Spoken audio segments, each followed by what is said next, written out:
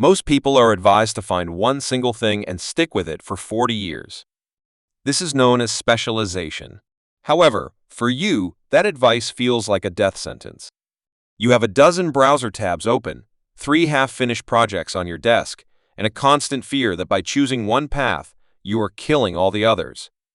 You've been labeled a jack of all trades and a master of none. You've been told that your curiosity reflects a lack of focus. But they are mistaken. You are not indecisive. You are a convergence thinker. Your brain is not designed for a narrow focus. It functions as a bridge.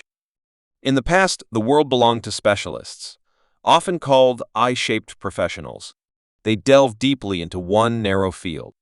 This approach worked in a predictable world. However, we now live in a rapidly changing environment where industries can be disrupted overnight, and AI is automating specific skills. In this new landscape, hyper-specialization is fragile. The individuals who thrive today are the multi-pillar professionals. Rather than focusing on a single deep well of knowledge, you build 3 or 4 pillars of mastery over time. The real magic occurs at the intersections of these pillars.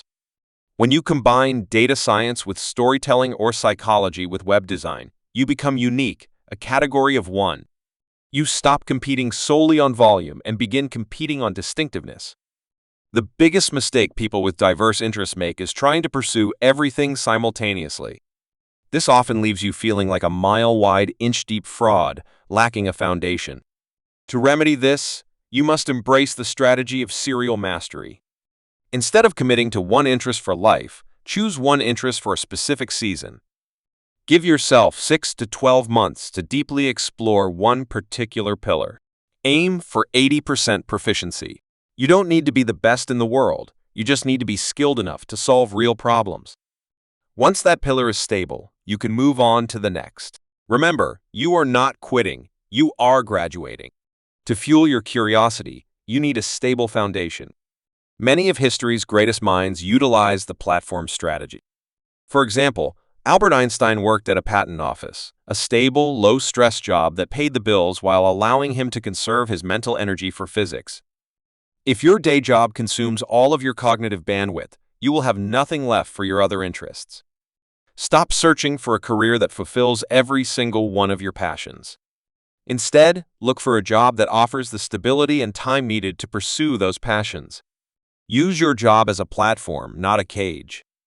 A convergence thinker generates more ideas than they can contain. Without a system in place, your brain may become overwhelmed. It's essential to have an external knowledge vault, whether that's a physical notebook or a digital app, to capture every obsession. When you explore subjects like Roman architecture or game theory, take notes. You might later find that insights from these areas can solve problems in unexpected contexts, a concept known as far transfer. This ability to link ideas across different fields gives you a unique advantage. You're not meant to be just one thing. You're meant to connect various ideas and disciplines. Subscribe for more videos.